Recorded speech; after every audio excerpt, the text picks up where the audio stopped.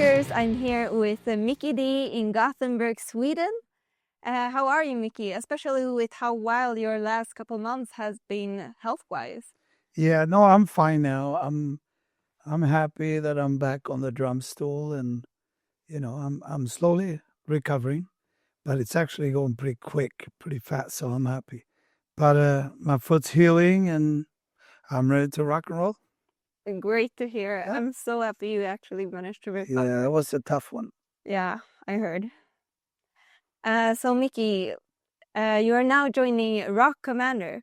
But but before we dive into that, I would love to know some of the legendary moments you had through your career. Oh my God, there's so many. You know, I've been playing for so many years and actually been on a fairly big stage for a long time now. We're talking 45 years. So there's all I can say is in the old days with Motörhead, um, we used to say that we're like Spinal Tap with no script. And for people out there, you might not know what Spinal Tap is or was, but that's the funniest movie ever done about a rock band going to U.S. And everything goes right and wrong. So anyway, there's moments all the time, and you can't really put a finger. It's a very hard question because um, since King Diamond days and Dokken days and Motorhead, and now with Scorpions, there's stuff happening every single day, every week, every day. There's fun moments and stuff, but it's been a fun ride, and it still is, and it's a little bit more quiet these days than it was maybe 40 years ago. But that's okay, and music's always come in the first room for me. So, but moments, yeah, I could sit here for 2 weeks telling you about certain moments and things happening. But as I said, it's stuff happening every day. So Yeah, you mentioned being on a big stage now for a while. What was the moment you realized you're not an up-and-coming drummer anymore, but someone who writes rock history? I don't know because that's nothing really that you think about when you are fully active and touring and playing. I never seen myself as like a rock star or upcoming or established, or it just happens one day that you manage to actually make a living of your hobby. So I don't know. That's also a pretty trick question. I just don't see myself that way, and I don't really think about that way. Same as a follow-up question on that will be, how does it feel to play with so many super icons? Just like Lemmy and with the Scorpion guys and with Dokken and even King Diamond. That's very cult today. But when you play there and you're just friends and making music and having fun, you don't think about each other in that way. Maybe people from outside think about that, but then if I think about my idols, where I grew up with, and today I'm pretty much friends with all of them that I looked up to and still look up to. That's incredible. Yeah, it is, and to me that's the gold medal for me, to be friends and even to this day learn from guys and girls that I looked up to, and yeah, that's more important than anything else. And they still play and act amazingly, and they give me inspiration still to this day. So that's where it's at. But when I'm actually playing with big artists and stuff, I don't get intimidated and thinking of them as superstars. But of course, you know, when Lemmy passed away 15 and almost 10 years have gone now, I know that he was the real deal. I knew Lemmy for 34 years. and we played almost 25 years. I know how big of a person he was and how great we had it. I think about that, but I don't see Lemmy as a god or a superstar, you know. Well, Even if I know that he was, but to me he was my friend, my father, my grandmother, my youngest sister sometimes, you know. I mean, he was all of that, you know. Or younger brother. I mean, you know, he was every family member you can imagine. And a bandmate. So well, both Lemmy and King Diamond mentioned you as one of the world's best drummers. yeah, they did, huh? They sure did. So, but you mentioned playing all these big bands. How would you say your music style has been evolving throughout your journey? That's a good question because it has gone very natural. And let me start by saying that when you're young, when I started off on the bigger stage, you want to have a world record and being the best drummer, and you want to do most drum fills and licks and complicated stuff. At that time, I actually played then with King Diamond, so my drumming style and development worked really well with that band. When we wrote songs, they were supposed to be complicated. They were supposed to have a lot of backbeats and weird drum fills, and it worked perfect. But after playing several years with King, and we were touring a lot, I felt like a shitty drummer because I was lacking other parts of playing drums. You know, I wasn't very solid. I was not a steady drummer, and I wasn't very solid. So I kind of panicked about I can only play all this technique shit. You know, tingling. I couldn't sit with nice calm feeling and not stressing my heart and play just a simple beat and rock out. I had to do all this complicated stuff. And so when I joined Dokken, that was the perfect way. That was simple rock and roll. And after several years with Dawn, which was much more melodic hard rock, kind of what I'm playing now with Scorpions, which is great. But at that time in my career, in my life, I wanted the harder stuff, you know. And so when I finally joined Motorhead after Lemmy asking me 3 times since 1986 to join the band, and when I finally joined end of 91, that was perfect for me because this was meat and potato, black and white, hardcore, heavy rock, blues, and rock and roll. So that was perfect. But then we moved forward 25 years. Unfortunately, Lem passed away. But already before that, I felt like I wanted to play something else. You know, I want to move on. And when Lemmy passed away, unfortunately, because I think we had many, many more years with Motorhead. But then Scorpions came about, and that fitted perfectly for me to move from maybe the harder stuff into a little more wide, diverse music. You know, there's some hard stuff with Scorpions, but it's also a lot of more melodic and it's another way of working in the studio. It's another way of playing live. So it all have come at the right time. If you took these bands around a little bit and moved them around, it would not have been so good, you know? Mm. So for me, every time I start feeling that I wanted to do something else had happened, and it came in the right order, if you will. Yeah, it really does sound like That it came naturally. that it really does came naturally. Yeah. It was meant to be. Hopefully, I mean, it turned out well.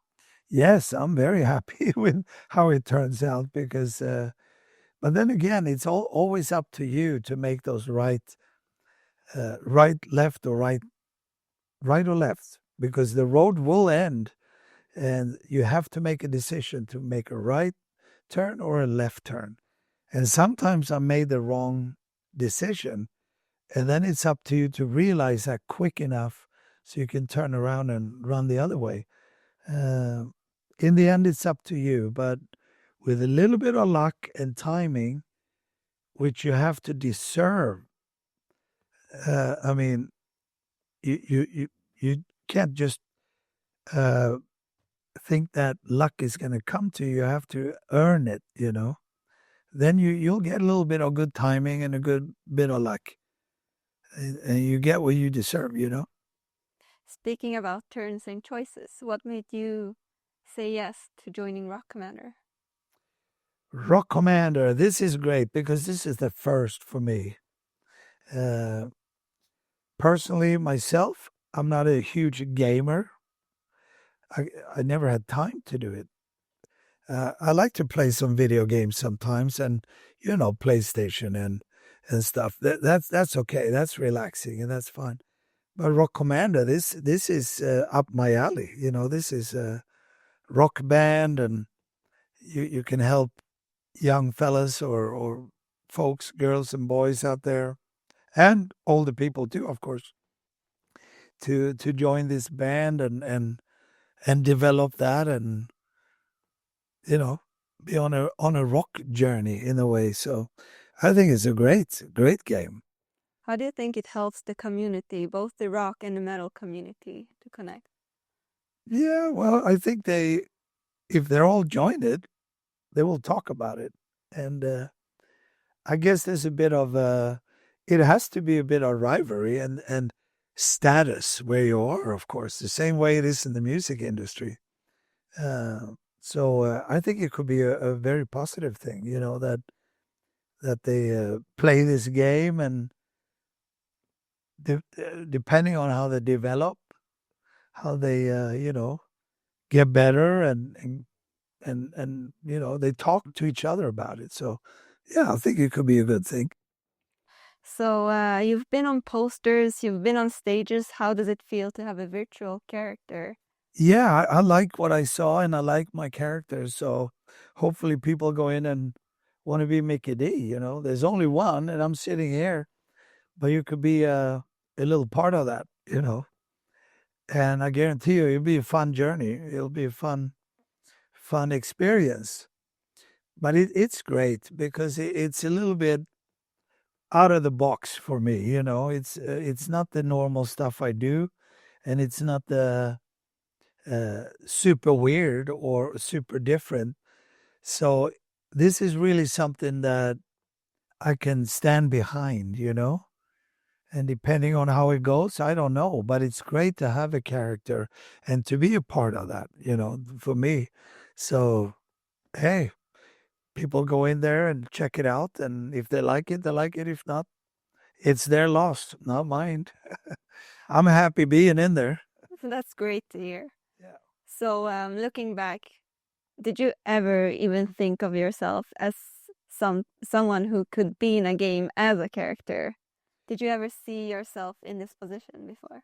No, not really. I mean, I have had people approach me about certain games, but I turn them down because I don't feel I can stand behind it.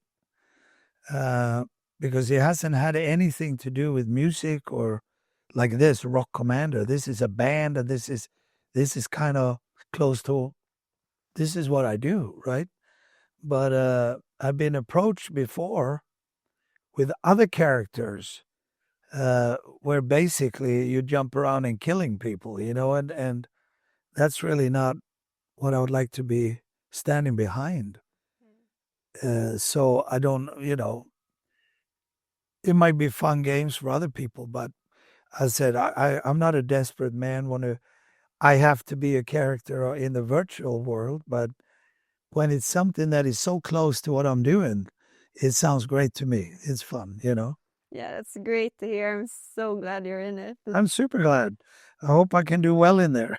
Yeah, we're really trying to build a community here, so it's really appreciated. There we go. So you have this virtual character, right? Do you have any specific iconic thing you would like to add to your character?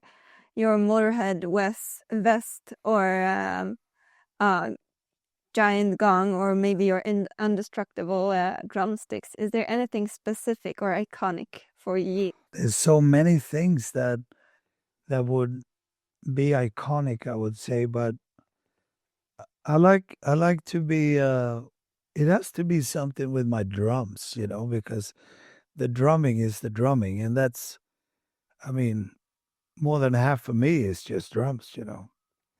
I'm a drum idiot. No, but that's been with me my whole life. So something iconic there. Yeah, let me have a pair of sticks. I can eat Chinese food with them, or I can play drums. It doesn't matter. So you would say the drumming sticks are the most iconic part of you because they are part of the drum, but portable. I think so, because clothing changed over the years. I have jackets that I thought were the baddest in the world in the early days, and I don't even take them out of the closet today because they're so horrible. So that changed over years, and but my stick's always been in my back pocket. They've been on my journey the whole time. So something like that, or a good snare drum, or anything with drums, because that hasn't changed. That's been the same. I mean, everything changed over the years. Some is great that you left behind you. Other stuff you might miss a little bit, but you move on. I like to look forward, not only look back about your old dusty stuff. It's like you move forward. But as I said, the stick's been with me, the drum's been with me, and I would say, if you, as you did, ask me about it, then if you ask someone else, someone that been following my career, they might think another item is very iconic for me because they appreciate it more than I do. But you asked me, then you get an answer from me.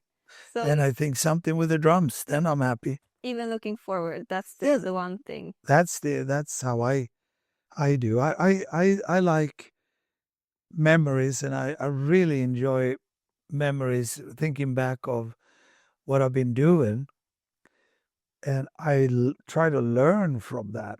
Um, Even the right decisions you make, you got to go through and go, what made me think that way, and how come I made so many right decisions at this point in your life, for instance? What was that? And then you come to other parts of your life where you made several really bad decisions. And the trick here, I said, the point is to figure out the circumstances around where you were, like, why did I make these total idiot decisions? I would never do this today. Or how come I made so many good decisions right there? Did I eat some fucking special potato? I don't know. Um, that's very interesting. Is there any one good decision that stuck with you, that this is the one, that got me ahead? Yeah. One decision was to turn down Motörhead first time I got asked to play with Motörhead. Because I don't think a lot of people would have done that. But I did that 1986 because I knew the boys, I knew the band, and I just didn't feel like I had earned my stripes yet as a drummer and as a musician and as a human being. Because if I would have joined there, I would have been eaten up for breakfast, which means that the rest of my career might have been thrown in the garbage can. Yeah, this kind of turns back to the thing you mentioned about the natural evolution of music. And to hurry up slowly. You know what I mean? You don't have. I mean, if Motörhead 1986, they're on their peak, you know, and they come and ask little me, you know, if I want to join the band, and I actually respectfully turned them down or let me, but kept contact, of course, with all of them. But I said I was with King Diamond, and I said I'm in a band where I'm happy, and I never left the band because of fame or fortune. Where I was happy, I stayed, and I just knew that Motorhead. This is too much for me now. I can't contribute to this band. I'm a baby rocker here. You know, I gotta get more experience and routine and grow up a little bit before I join a band like Motorhead. And when I finally did join Motorhead, I could contribute to the band. I was a good asset to the band. I could change some of the music. I could add to the music.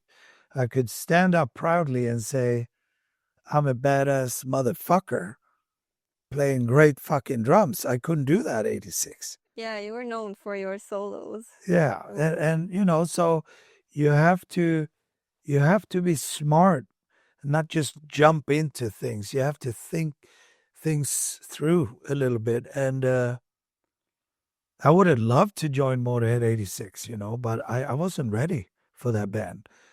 So that was a very smart decision to have the guts and to turn them down. You know, I mean, when I told people that, oh fuck, Motorhead, yeah, they kind of asked me to join them. Oh my god! But I said no. I think that's They didn't believe thing it. to They say. said, "Are you a fucking moron? Are you insane?" But I was trying to get to my point that look, I tried to explain that I wasn't ready for that band at that time. And I was very happy with King Diamond. I was in a developing state, you know. We made some great albums after that. Abigail and Conspiracy, two cult records. And then I joined Doc and we had made a fantastic record, Up From the Ashes. We did a whole year touring in US and Canada. I mean, there was a lot of experience to get before you jumped into a band like Motorhead. Because I would have been gone very quick, I think. I don't think I could handle those guys at that time. So it's very respectable of you to realize your limits and to work with them and expand them. that's exactly where you gotta think clear and not just be overwhelmed by things, you know. And I think that was a great decision because I don't know what would have happened if I joined Motorhead and lasted for 6 months and they said, "Hey, Mickey, you're a fucking baby. You can't be in this band. You know, you don't fit in. You can't contribute, and you're insecure, and you maybe not what we thought you were on drums, and you know, there's a lot of different reasons where I probably would not, or I would have said, look, these guys are too wild, and this is too nuts for me. I can't do it. So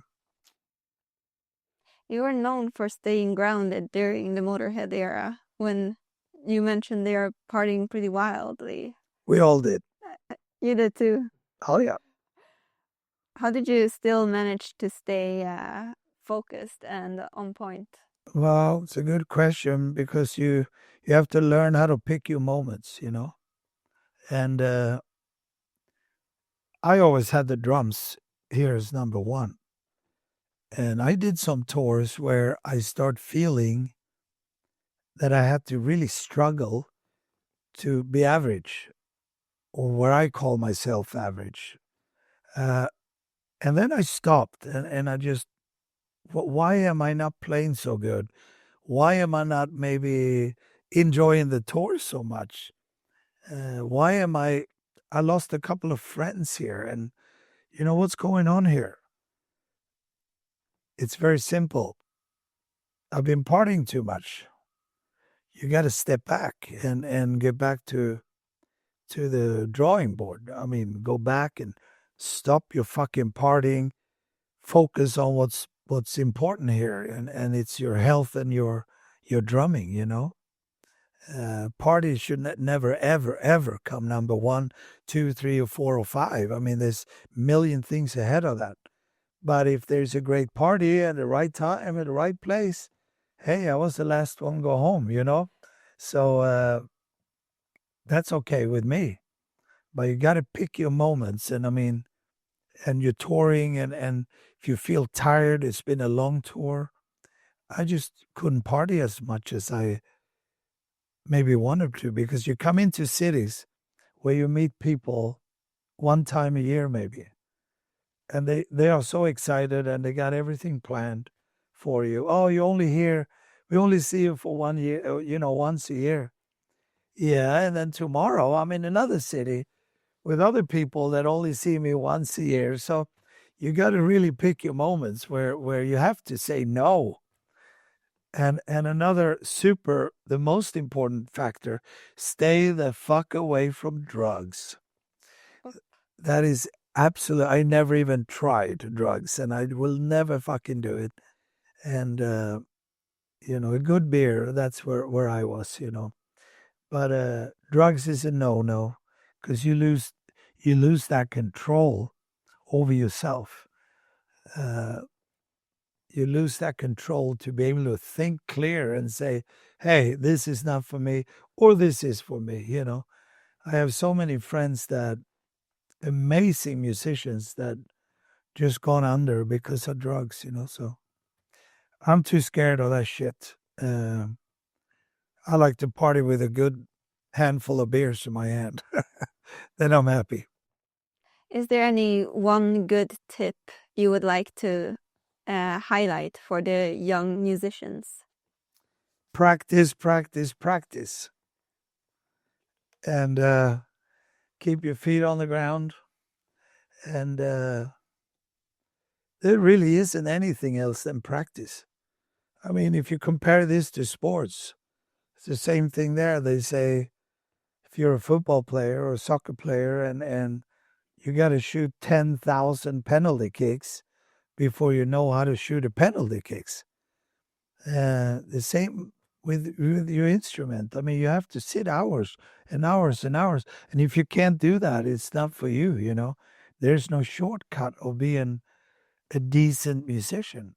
Yeah. And this, a lot of younger generation, I mean, younger people, including myself, when I was, you just aimed for being, the important thing was to be the best.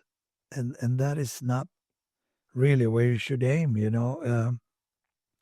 What is the best in music, you know? I mean, for us drummers, oh my God, there's amazing drummers in a certain category of music. And if you take these drummers into this category music, they suck ass. And you take that category of drummers into this category of drummers, they don't know what they're doing. So music is like sports, exactly.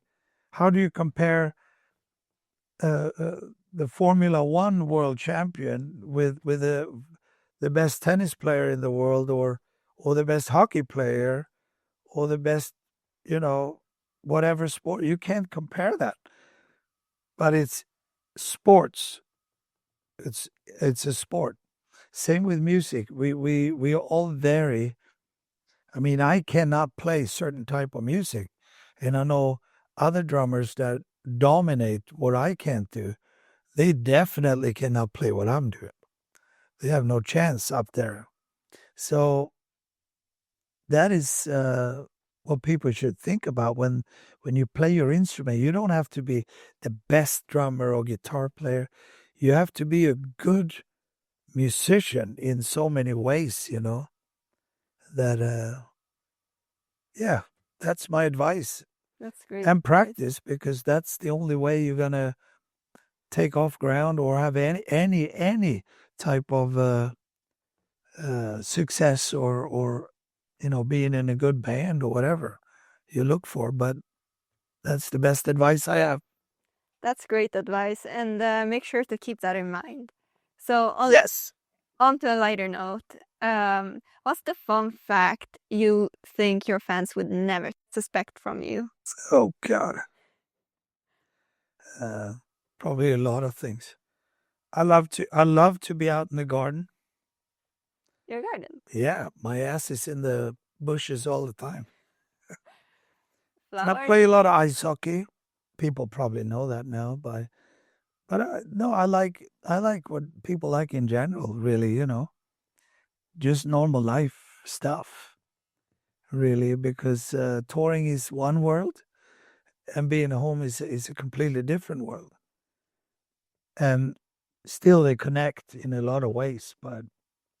And I'm very active with my boys now. They're bigger, but they've been the biggest thing in my life. That to help them and to be supporting them in everything that they have done and are doing. So that's the greatest thing by having kids, is that you can support them, and they are the light of your life when they finally arrive, and that's been very important to me. But what people don't know, well, maybe not that I love trees and bushes and flowers and shit. Maybe not so much flowers, but I love the green stuff at home. When you're in your garden, do you prefer reading or like? No, I like anything? to mess around with, plant stuff and cut stuff and fix stuff. And Flowers or vegetables? no, mostly trees and bushes and stuff. Okay, so just trees and bushes. Yeah, maybe some flowers too. Some flowers. Oh, sure. Has to look nice. Yeah, that's important. Yeah. So I'm assuming your garden is very pretty. Yeah, it is well pretty taken good care. actually. Yeah. But I need some help once in a while there too. But that's the charm with it. Yeah. So if you weren't a drummer, what would you be? An athlete, An athlete. What kind of hockey player. hockey player? Yeah, that's I think that that's an obvious answer. Do you have any backstage rituals or superstitions you do before going to Yeah, stage? I do. I always put the right foot shoe on before the left. Okay, any specific reason? No, because in my mind, I think that I do shittier shows if I put the left shoe on before but it's only for the shows. Are you right-handed? Yes. Okay. But and sometimes I walk towards stage and I go, did I put my left shoe on first? Then I have to take them off and put on the right shoe first, and then the left shoe. Okay. That's a great answer. Really weird. What's your guilty song or a band that you listen to that fans would never guess? I could be anything. I listen to all kinds of music. The music for me depends on what I'm doing. Like if I'm on tour playing hard rock every single day, I don't listen to hard rock then. Not very often, anyway. Then there's other music that inspires me. But if I've been home from tour 1 week, on goes the hard rock or the radio station, So music is like food for me. I gotta consume a little bit of everything.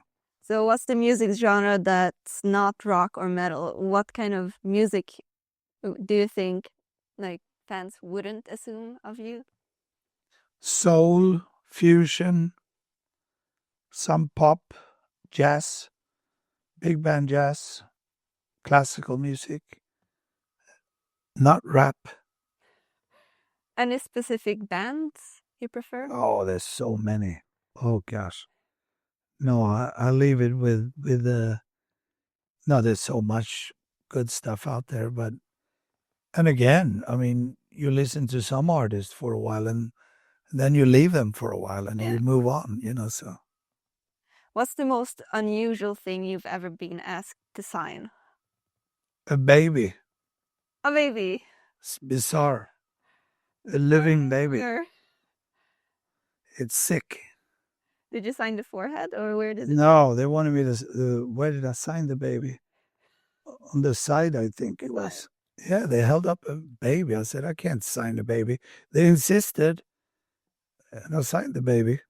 Did you take a picture with it? No, I wouldn't do that. Okay. No.